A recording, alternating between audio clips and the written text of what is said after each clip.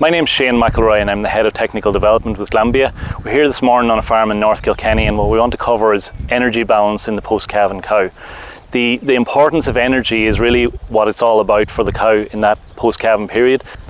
It's really important that cows get the energy intakes that they need in this post-calving period. The difficulty is that the cow often doesn't eat as much as she needs to meet her energy needs. So she's got energy demands for maintenance and for milk production. When the breeding season will start later in April, I know it's a long time away yet, but we need to be thinking about it now.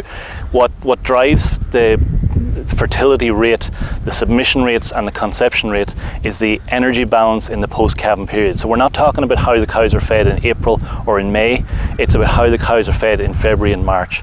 So it's really about making sure that the dry matter intakes are there. Grass is great to feed cows, but we just need to make sure that the energy intake is there on a daily basis. So calving has been planned a little bit later for 2019, but we're right in the thick of calving now, and calves are coming thick and fast.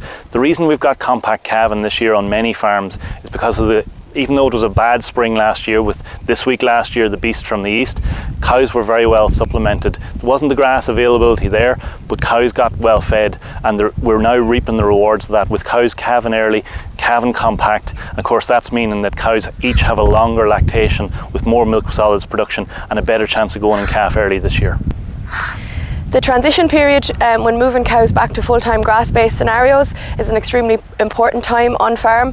Two key questions to ask yourself is whether the cow's dry matter intake capacity is being met, as well as dietary requirements being met. Post-calving, all cows go through a period of negative energy balance. Peak milk output occurs 6 to 8 weeks post-calving, with peak dry matter intake capacity only occurring 10 to 12 weeks post-calving. During this time, there's obviously a gap, and it's about carefully managing and bridging this gap to meet cows' requirements.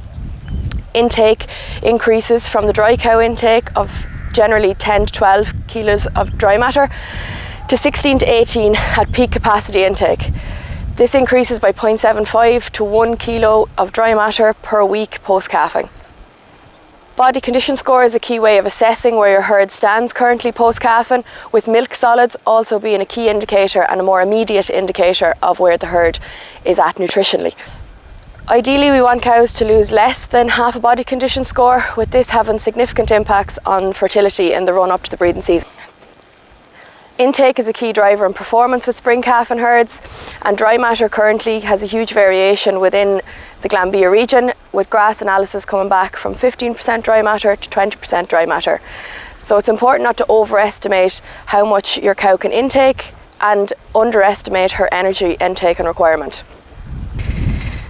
A 650 kilo cow producing 27 litres has a requirement of maintenance and production of over 18 UFL. If we use the example of a cow requiring 18 UFL, if this cow intakes 14 kilos dry matter grass, her UFL intake stands at just over 13. Obviously the gap between 18 UFL and 13 needs to be bridged, and this is done by strategically buffer feeding and feeding supplementary concentrates.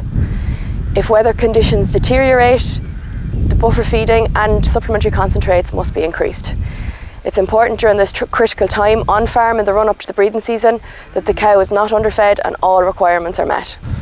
So to summarise, one of the most important things at this time of the year is animal nutrition and ensuring that the cows are well fed on a daily basis from an energy point of view. The energy intakes at this time of the year will drive milk solids production, but will also drive good fertility rates in the upcoming breeding season.